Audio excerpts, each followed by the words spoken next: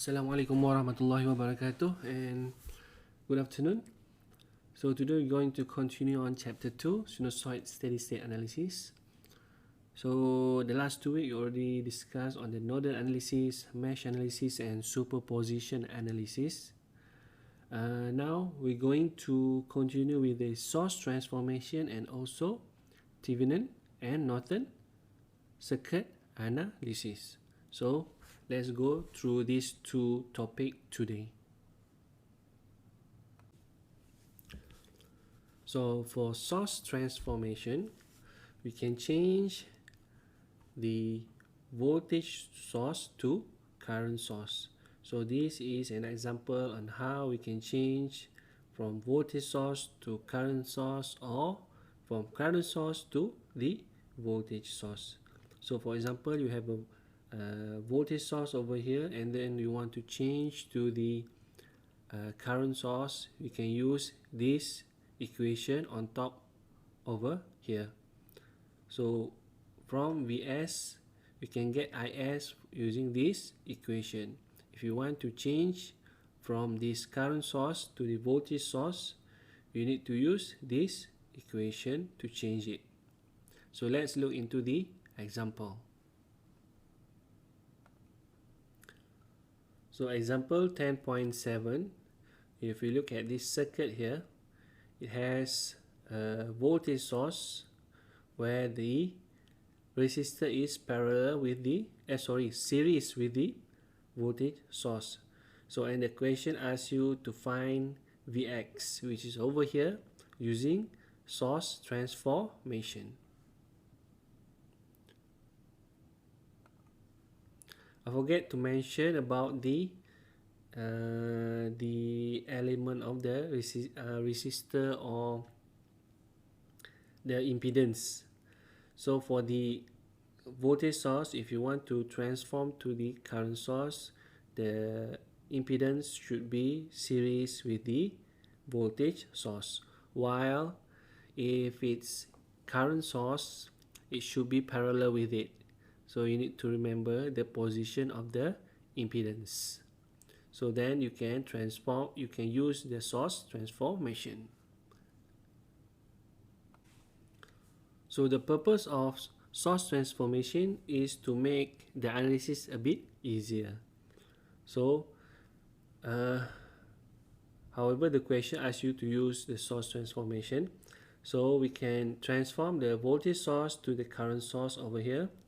So you will get the resistor, which is the 5 ohm resistor, is parallel to the current source, where the current source value, we can use the equation over here where Is equal to Vs over Zs. So we know that Zs is 20 angular minus 90 degree over 5, so we get minus J4. And then we know that these two element impedance here, we can parallel it together. So we call it Z11. We get 5 parallel with 3 plus J4, and then we get 2.5 plus J1.25 ohm. So after you already do the parallel calculation of the two impedance, you can transform it again from the current source to the voltage source, so that it will be much easier for you to do the analysis to get the Vx. So again, you use the source transformation, change it from the current source to the voltage source transformation. So here we have a Vs where Vs is equal to Is times Zc. So Zc basically is the new value where you did the parallel calculation before. Then Vs, you get 5 minus J10 volts. So change the circuit again to the voltage source. So if you look at this circuit here, it's already been simplified. So basically the source information is used to simplify the circuit, so that you will easily do the analysis to the circuit. So from this circuit, basically you can use the voltage division, because you already know the value of all these impedance.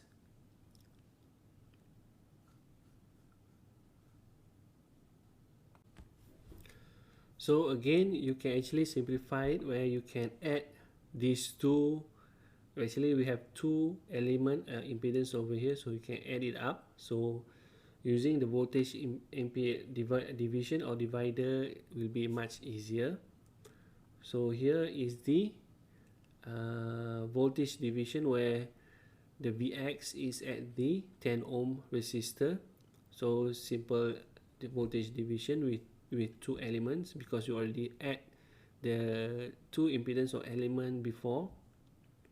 And lastly, you will get the value of Vx is 5.52 angular minus 27.98 degree volts. Okay, let's look into the Thevenin theorem. So how we can analyze the circuit using a Thevenin analysis. So for example, you have an equivalent circuit like this. Basically, you have a circuit, maybe a complex circuit, and you need to find the voltage across this load. So you need to find V at this load. Maybe this is a resistor or capacitor. You can basically change this complex circuit into a simple Thevenin circuit like this. So we have a ZTH over here and VTH over here, where the voltage that you want to find is over here, which is between A and B. So this is the step on how to use the Thevenin theorem. So first, you have to remove the terminal load, where should be like this, where you remove the terminal load at this side on the right side.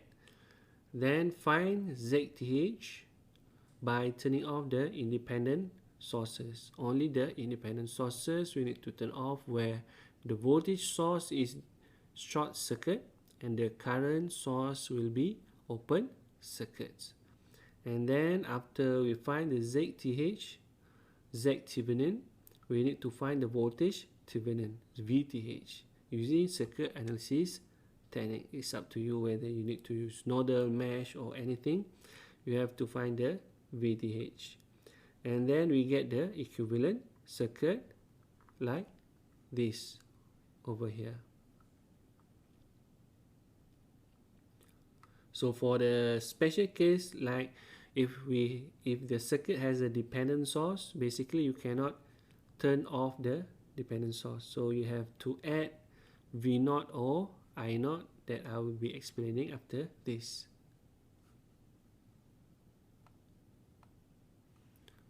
If the circuit has a dependent source, you have to add a voltage source or current source, and on the right side of the A and B here, the port here.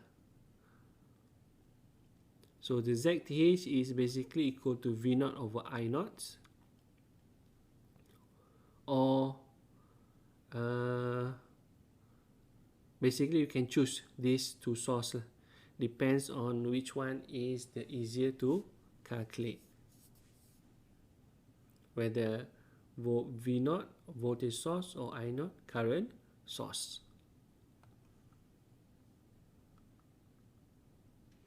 So if Z Thevenin or R Thevenin is negative value, it means that the circuit is supplying power. So this is positive with dependent source.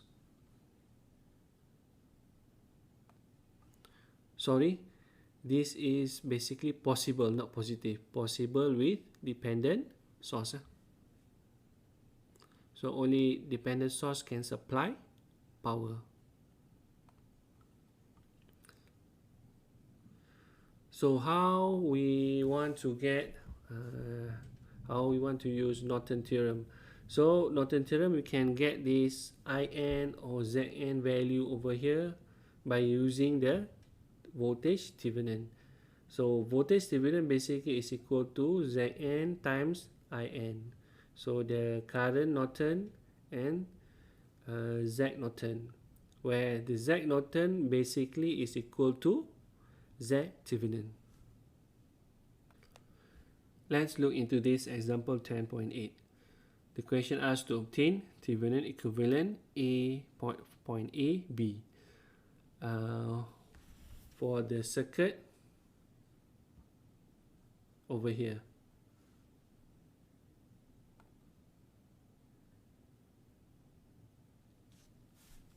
So the first step we need to do is to find, if the question asks Thevenin equivalence, means you need to find both parameters ZTH and also VTH. So the first step is to find the ZTH, the impedance of the Thevenins. So the first step is to set Vs to 0. So if it has a voltage source, you need to make it short circuit. And there's no voltage source over here. Sorry, the question basically has a voltage source over here. Let me show you the correct circuit. So it's look like this, where there's a voltage source over here.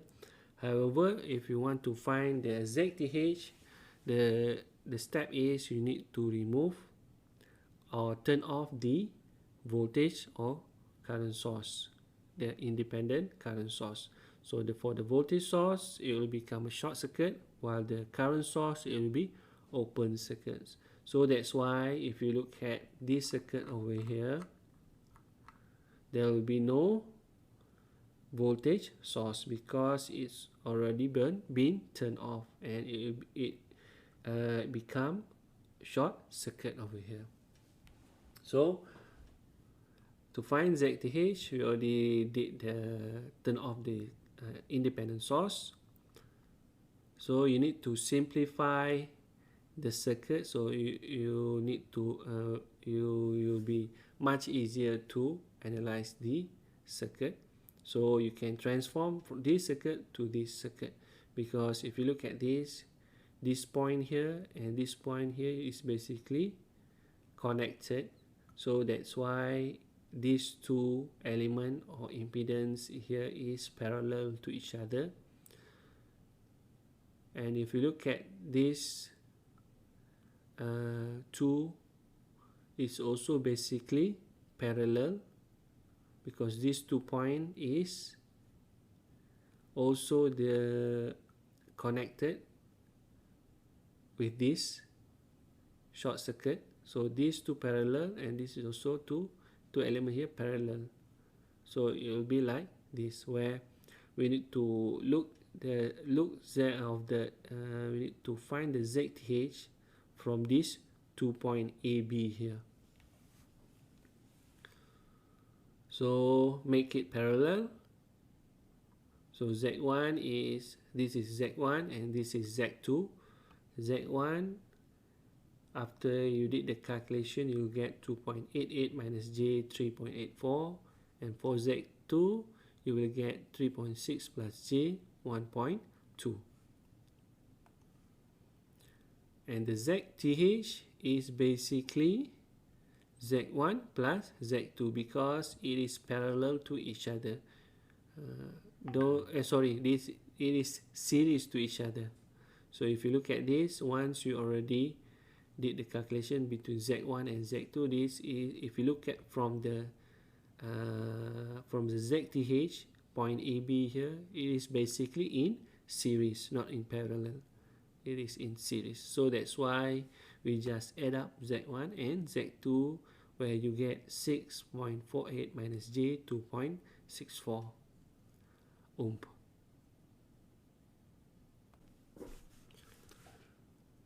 So we already find the ZTH. Now we're going to find the VTH. So to find the VTH, which is the voltage across A and B, point A and B here. So basically we can use Kirchhoff voltage law at this mesh. So we can use this KVL at this mesh. However, to use KVL over here, you need to find the current flowing into this circuit, into this branch, and also into this branch. So to find the current flowing into this branch and this branch, we need to simplify the circuit first. So to simplify it, we can draw the circuit like this, where Z1 is the impedance of these two elements, while Z2 is the impedance of these two elements of over here on the right side. So Z1 on the left side and Z2 on the right side. So basically these two elements is series to each other, and also these two elements series to each other. So we also know that this element here is basically parallel to the voltage source. So if it's parallel, means that the voltage difference between of this branch and also this branch here is equal to this branch here. So we can just use the V equal to IR. So the voltage across these two elements, we call it Z1, which is 8 minus J6 over here. So we just divide with the 120 angular 75 degree volts. So we got I1, which current flowing at this branch here is minus 4.47 plus J 11.136 ampere. And for the I2, which is the current flowing into this branch, is Vs over Z2. So Z2 here is the total impedance, which is the series of these two elements. So we'll get 9.47 plus J 0.568 ampere. So once we know these two current that flowing into these two branch here, so we can use the KVL at this mesh, where we know that VTH is equal to minus J6 minus I1 plus 4 times I2. Okay, so minus J6 over here and 4 is over here. You can use the KVL with this current flow like this. Okay, so if you use the current flow like this, so that's why you get I1, you get minus, because it's opposite flow with the current that we assigned before, like this. So after you did the calculation, you substitute I1 and I2 into this equation, you will get VTH equal to 37.96 angular to 0.31 volt. Okay, hope you understand. Okay, let's look into this example. You are given this circuit with independent current source 15 angle 0 degree, and another one is the dependent current source 0.5 I naught, where I naught is at this branch here going downward I naught. Okay, so the question asks to find the Thevenin equivalence at point AB over here on the right side. So the first thing that you need to do is it's better for this question we find the VTH first, because there is a dependent current source. So for VTH, we can use nodal analysis at this point, because basically because this is a quite simple circuit, because I naught, we have a value I naught over here, this at this true branch. This is an open circuit, so all the current is flowing into this branch over here. So using KCL at this point here, we can write it down as 15 equal to 0.5 I naught plus I naught. So 15 is the current flowing at this branch, equal to 0.5 I naught, which is at this point here, and I naught at this branch over here. So we get I naught is equal to 10 ampere. So to get VTH, which is at this AB point over here, we can use, we call it current, is it KVL, sorry, KVL, Kirchhoff voltage law, at this mesh over here. So to get the point A and B over here, the voltage across this basically independent current source, a dependent current source, we can use KVL. So the KVL equation is like this, where VTH is equal to minus I naught 2 minus J4. So this is the branch at this point over here.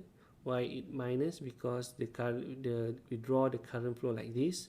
However, the I naught is flowing opposite direction. So that's why we got minus I naught times 2 minus J4 ohm, because this is the element that appear in this branch. And then plus 0.5 I naught 4 plus J3 times 4 plus J3.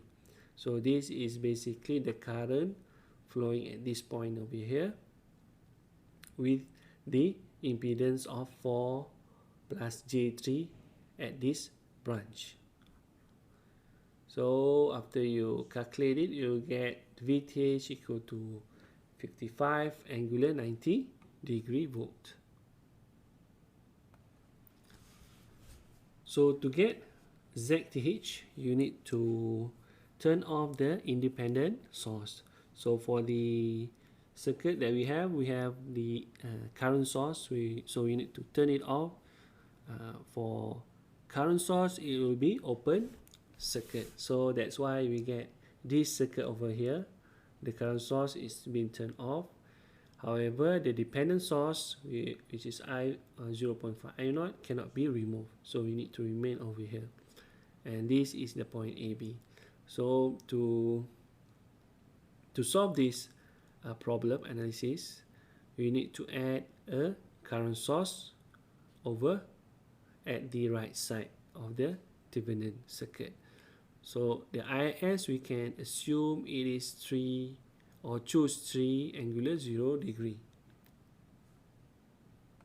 So once you add the current source over here, you can calculate the I naughts, because you can use the nodal analysis at this point over here. So basically IS is equal to 0.5 I naught times I naught over here. So this is the branch that we have. We know that this is I naughts. So the I naughts, basically we get 2 ampere. So now we already know the I naught, so we need to define Vs at this 2 point AB, because Vs, why we need to find this Vs? Because ZTH is equal to Vs over Is. So Vs over here and Is is over here, where we assume Is is 3 ampere. Okay, so to find Vs, we can use KVL over here, similar like VTH that we did. We use KVL at this mesh. So KVL, you can add it up, where I naught equal to this equation, and Vs, we get 12 minus J2 volt. So once you get the Vs, and you can get the VTH. So Vs, 12 minus J2 divided by 3, where 3 is the Is, where we assume it is 3 ampere. So ZTH is equal to 4 minus J 0.67 ohm. So I hope you understand this example. We will discuss further more question in tutorial class on Tuesday. So See you on Tuesday. Assalamualaikum warahmatullahi wabarakatuh.